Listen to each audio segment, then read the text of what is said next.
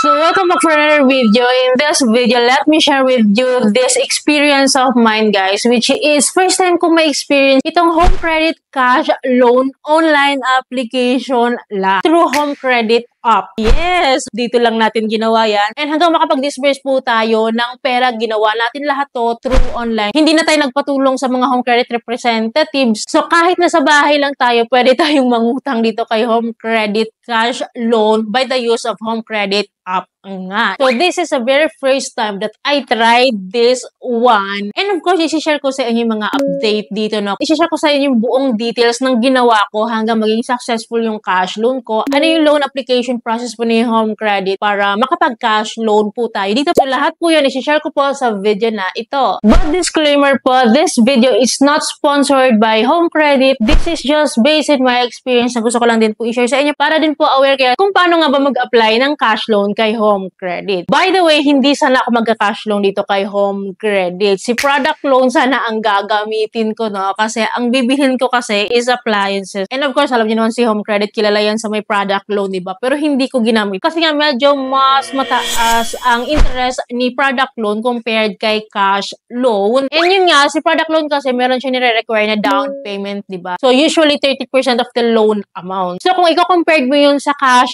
loan offer, dito na tayo sa cash loan offer. At least, diba, ika-cash loan natin din. Papamili na lang natin ng gamit. So, ganun din naman eh. Mas less yung interest din, walang down payment. Diba, yung mga ganun po. So, pinili ko si cash loan. And ito na nga, ipapakita ko sa inyo ngayon, no, kung paano natin siya gawin na i-cash loan hanggang disbursement. As you can see here, meron tayong cash loan offer na 99,000 pesos. So, kapag i-click po natin yan, ito na yung totoong offer talaga. Hindi porket nag-reflect doon na yun na yung offer mo, issue na talaga yun. Once na maklik mo yan, saka mo palang malalaman na yun pala talaga yung offer mo. Like this one, at least hindi siya nagkakalayo. From 99,000, naging 94,000 na lang. And as you can see po dito, once na dinadrag ko po yung amount to, nagbabago and nadadagdagan yung kanyang loan terms. So, meron na tayo dyan 9 months after 36 months. So, depende kasi yung loan terms natin sa amount talaga. Kung isasagad natin na 94,000, no, ang monthly repayment niya po is 36 months to pay lang. So, kung idadrag natin yan pababa, yung amount is magdadagdag din siya ng kanyang loan terms, which is ito nga. So, dahil 40,000 lang po yung kailangan kong i-loan dito, tinapat ko siya sa 40,000 and meron tayong early loan terms po na 9 months to pay up to 36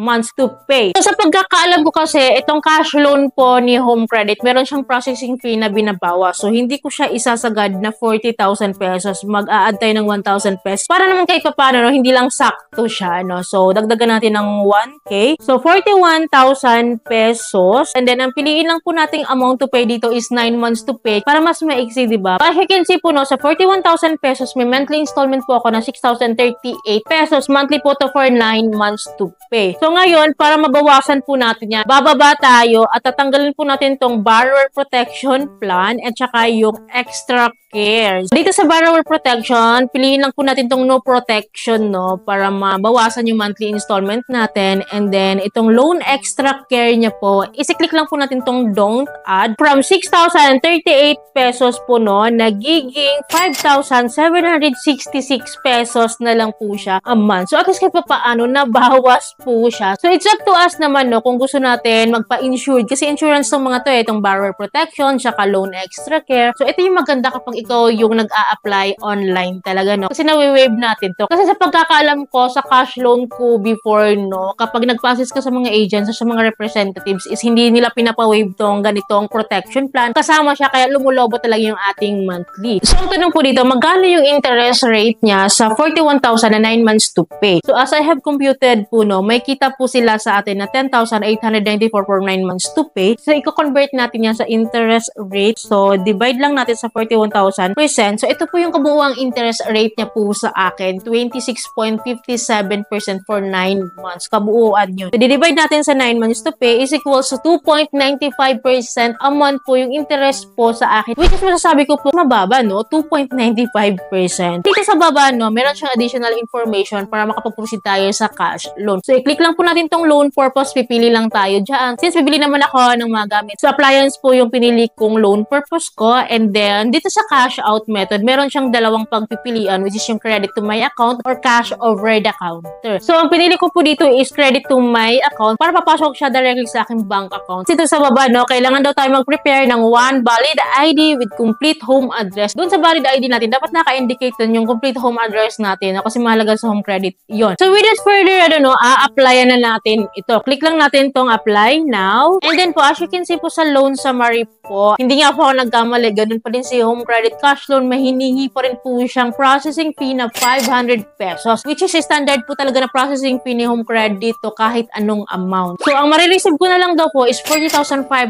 pesos. So yun yung reason kung bakit sinabran ko siya ng 1K kasi nga po alam ko nga may ibabawas na 500 pesos. So anyways, no, may installment plan po ako na 9 months to pay, and then yung total installment amount ko is 5,766. So click natin tong continue, and then dito po we need to select an ID na i-upload natin dito or i-update po natin dito. So I advise no kung ano yung ID na ginamit natin noon, yun din yung ID na gagamitin dapat natin ngayon. So pwede nyo namang palitan, but mas advantage lang kasi kung yun pa rin yung ginamit mo. So ito nga po pala yung mga IDs po na tinatanggap as primary ID ni Home Credit. So pili lang tayo ng isa dyan, and then after that po, pipicturean natin yan. Once sa picture na lang po natin yung ID natin, lalabas din po yung mga details natin dyan, i-check na lang po natin yan, and i-review natin kung okay na yan. And then next po tayo, which is the self-verification naman. So kailangan na kailangan talaga to, no? Lagi talaga to na sa process ni Home Credit. Mapa-product loan man or cash loan, meron silang self-verification. Ang next po is the personal information. Actually, given na yung personal info natin dito kasi may account na nga po tayo dito, i-review na lang po natin, i-confirm lang po natin to kung tama ito. And then after this po, we need to review and update our information daw. So usually talaga si Home Credit, mapa-product loan or mapa-cash loan, talagang ina-update lagi nila yung info natin. Like marital status, number of dependents, living status, place of birth sa ating personal information. So i-update lang natin to. Right after that naman no, kung okay na siya, so i-update naman natin ngayon yung ating contact information. Of course, kailangan natin i-update kung yung phone number ba na ginamit natin sa Home Credit is yun pa rin ba yung phone number na ito. And then of course, the email address kung gusto natin palitan. So next po is the address.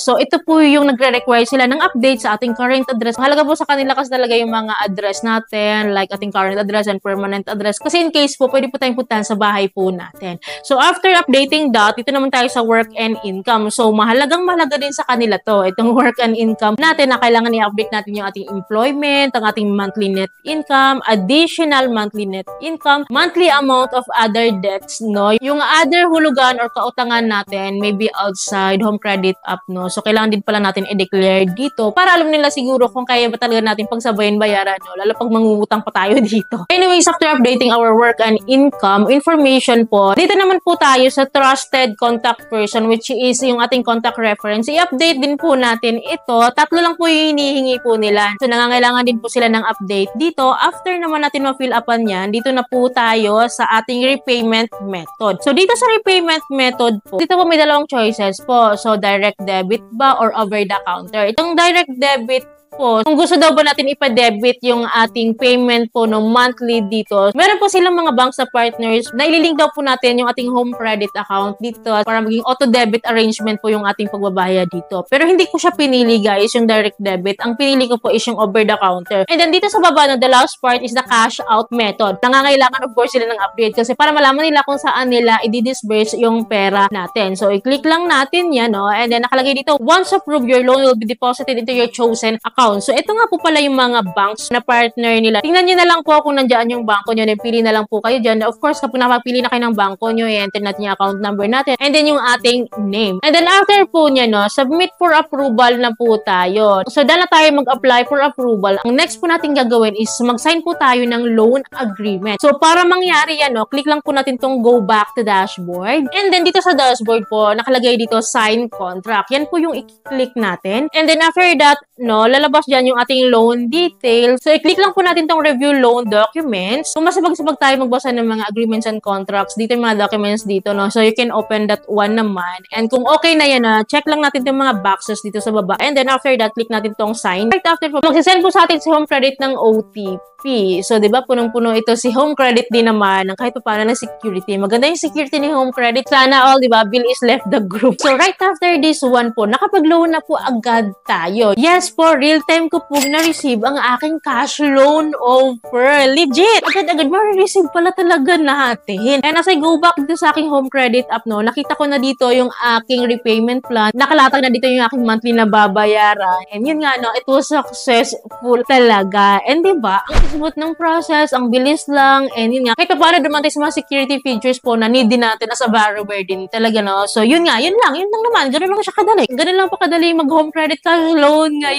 Legit, successful, and ang bilis lang. And kung tinatanong yun, no, kung mawi-withdraw pa yung remaining credit limit ko, hindi na po. Magiging disable na po yun kasi hindi po multiple loans po si home credit cash loan. One-time loan withdrawal lang talaga siya. Kung magkano yung amount na kailan mo, yun na yun. So anyways, kayo ba, kumusta yung home credit cash loan nyo? Na-try nyo na rin bang mag-cash loan online? Kumusta po yung experience nyo dito? Paki-comment down below po. Nagbabasa po ako yan para din po yung mga viewers natin. So yun lamang po, no. I hope po may natutunan kayo sa video. I hope po nakatulong tong video sa inyo. Kung nagustuhan nyo yung video, please don't forget to like, share, and subscribe. Click yung bell button para lahat po ng videos po is updated and notified po kayo. Thank you po for watching this video. Bye!